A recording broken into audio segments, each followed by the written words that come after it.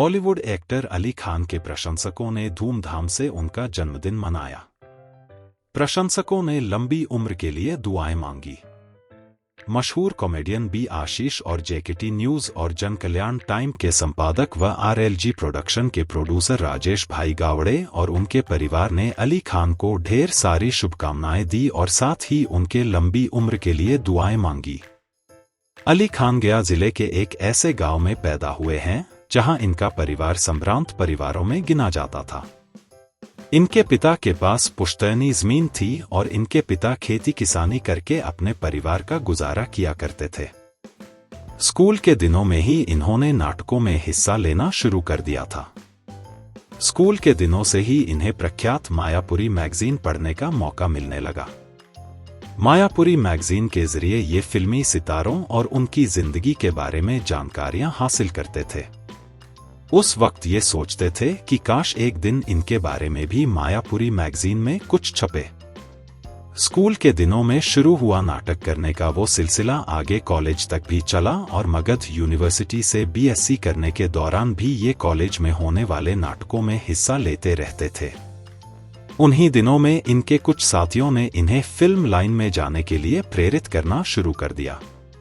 अली खान के दिल के किसी कोने में एक्टर बनने की ख्वाहिश तो बचपन से ही मौजूद थी। दोस्तों के हौसला अफजाई करने पर उस ख्वाहिश को मानो अचानक पंख लग गए। ये मुंबई जाने के लिए बेचैन हो उठे। आखिरकार सन 1975 को ये अपने बड़े बहनोई के साथ मुंबई पहुंचे। दरअसल इनके बहनोई के पिता हज करके वापस भारत लौट रहे थे और इनके बहनोई इन्हें साथ लेकर अपने पिता को लेने मुंबई गए थे। मुंबई आए तो इन्होंने अपने एक कजिन से फिल्म की शूटिंग दिखाने की गुजारिश की। इत्तेफाक से इनका वो कजिन संजय खान का असिस्टेंट था। इनके गुजारिश करने पर इनका वो कजिन इन्हें अपने साथ आरके स्टूडियो ले गया। आरके स्टूडियो के एक सेट पर अमिताभ बच्चन कस्मे वादे फिल्म की शूटिंग कर रहे थे। आरके स्टूडियो में ही एक और सेट पर प्रख्यात विलेन रंजीत भी अपनी किसी फिल्म की शूटिंग कर रहे थे। शूटिंग के बाद जैसे ही अमिताभ बच्चन और रंजीत ने ब्रेक लिया तो अली खान इन दोनों ही स्टार्स से मिले और इनके ऑटोग्राफ लिए। अली खान की जिंदगी में ये दिन एक बहुत बड़ा और निर्णायक साबित हुआ। अभिनेता बनने की उनकी इच्छा और ज्यादा प्रबल हो गई। लेकिन अभी तक इन्होंने ये फैसला नहीं किया था कि इन्हें हर हाल में एक्टर ही बनना है। ये फैसला इन्होंने किया 5 साल बाद यानी सन 1980 में। मुंबई की अपनी वो ट्रिप खत्म करके अली खान वापस अपने शहर गया लौट आए। अली खान अपनी पढ़ाई में व्यस्त हो गए। बीएससी कंप्लीट करने के बाद इन्होंने एलएलबी में दाखिला ले लिया। नाटकों से अली अभी भी जुड़े हुए थे। इनके मन में रह रहकर बेचैनी उठती थी कि आखिर कब ये अपना ख्वाब पूरा करने मुंबई जाएंगे। इन्हें मुंबई जाना चाहिए भी या नहीं। मगर जब सन 1980 में इनके एक दोस्त ने इन्हें सरगम फिल्म दिखाई और इनसे कहा कि ये हूबहू शक्ति कपूर जैसे ही दिखते हैं, तो इन्होंने तय कर लिया कि अब ये एक्टर बनने मुंबई जरूर जाएंगे। इन्होंने अपनी तैयारी शुरू कर दी। इसी बीच किसी तरह इनकी मुलाकात शत्रुघ्न सिन्हा के मामा से भी हो गई और उन्होंने इनके लिए एक चिट्ठी भी लिख दी। फिर एलएलबी बीच में ही छोड़कर ये मुंबई आ गए और यहाँ आकर एक 5 स्टार होटल में रुके। मुंबई आने के बाद इन्होंने खुद को अभिनेता की तरह तराशना शुरू कर दिया। इन्होंने फाइट सीखी, डांस सीखा, छोटे मोटे एक्टिंग कोर्स भी किए। फिर एक दिन ये शत्रुघ्न सिन्हा से मिले और उन्हें उनके मामा की लिखी चिट्ठी दिखाई। मामा की चिट्ठी देखने के बाद शत्रुघ्न सिन्हा ने इनसे वादा किया कि वो इन्हें कोई ना कोई काम जरूर देंगे। शत्रुघ्न ने अपना वादा निभाया और इन्हें अपनी फिल्म कालका में गोपी का रोल दिया। इस तरह कालका फिल्म इनके करियर की पहली फिल्म बनी। उस फिल्म से इन्हें कुछ खास पहचान तो नहीं मिली, लेकिन बतौर एक्टर इनका आगाज जरूर हो गया था। जहां पहली फिल्म में काम करने के बाद ये काफी उत्साहित भी थे, तो वहीं इनके पैसे खत्म हो रहे थे और इन्हें उसकी भी फिक्र हो रही थी। आखिरकार 5 स्टार होटल से निकलकर ये खार की झोपड़पट्टी में रहने आ गए। वहां से ये रोज फिल्मों में काम मांगने प्रोड्यूसर्स डायरेक्टर्स के ऑफिसों के चक्कर लगाने जाते थे और फिर शाम को वापस लौट आते थे। इस दौरान इन्हें अल्लाह रखा और तूफान जैसी फिल्मों में काम भी मिला। जैकी श्रॉफ और अमिताभ बच्चन जैसे सुपरस्टार्स के साथ सिल्वर स्क्रीन शेयर करने का मौका भी इन्हें मिला, लेकिन इनका करियर रफ्तार नहीं पकड़ पा रहा था। नतीजा ये हुआ कि खार की झोपड़पट्टी में रहना भी इनके लिए मुश्किल हो गया।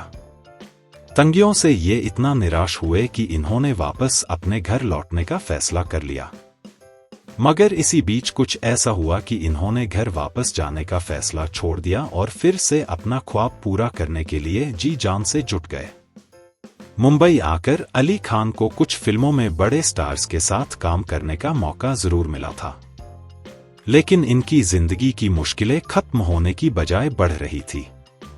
इस दौरान इनकी दोस्ती मुंबई में रहने वाले एक शायर से हो गई थी, जो कि इत्तेफाक से इनके इलाके के ही रहने वाले थे। उस शायर को ही इन्होंने पहली दफा बताया था कि दिन भर फिल्म स्टूडियोज की खाक छानने के बाद रात को ये प्लेटफॉर्म किनारे अपनी झुग्गी सोते थे तो एक चूहा इनके पैर की उंगली को काटता था और फिर इनका खून पीता था।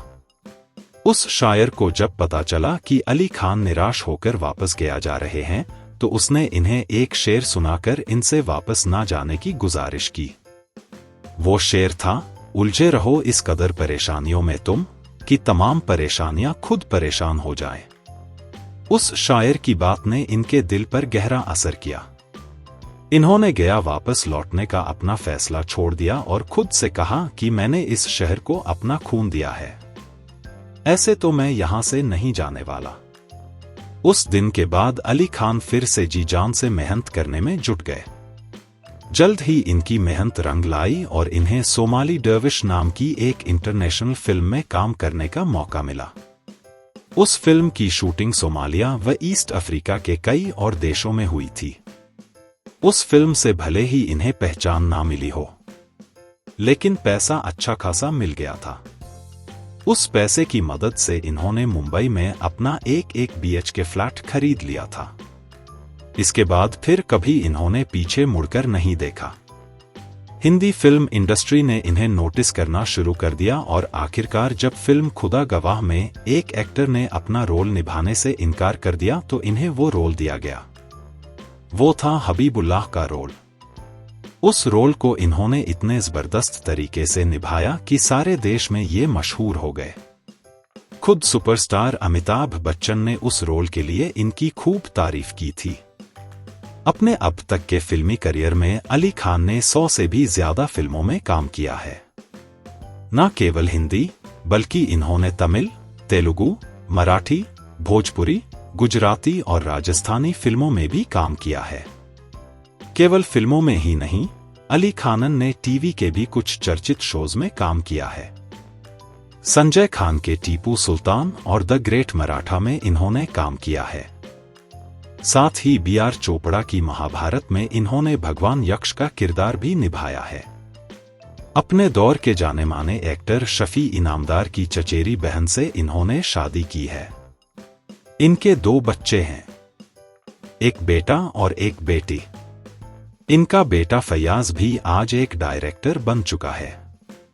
फिल्म इंडस्ट्री में इतने सालों तक काम करने के दौरान अमिताभ बच्चन के साथ अली खान की बहुत बढ़िया दोस्ती हो गई। अमिताभ भी अली खान को इतना मानते हैं कि उनके बेटे फैयाज और बेटी की शादी में अमिताभ तमाम व्यस्तताओं के बीच वक्त निकालकर पहुंचे। अमिताभ के अलावा रजा मुराद से भी अली खान की बढ़िया दोस्ती है। संघर्ष के दिनों में रजा मुराद के साथ अली खान काफी वक्त बिताते थे। मुश्किल हालातों से लड़कर अपना एक अलग मुकाम बनाने वाले अली खान वाकई में काबिले तारीफ शख्सियत हैं। JKT न्यूज, जन कल्याण टाइम व RLG प्रोडक्शन उनकी अच्छे सेहत और सुनहरे भविष्य की कामना करता है।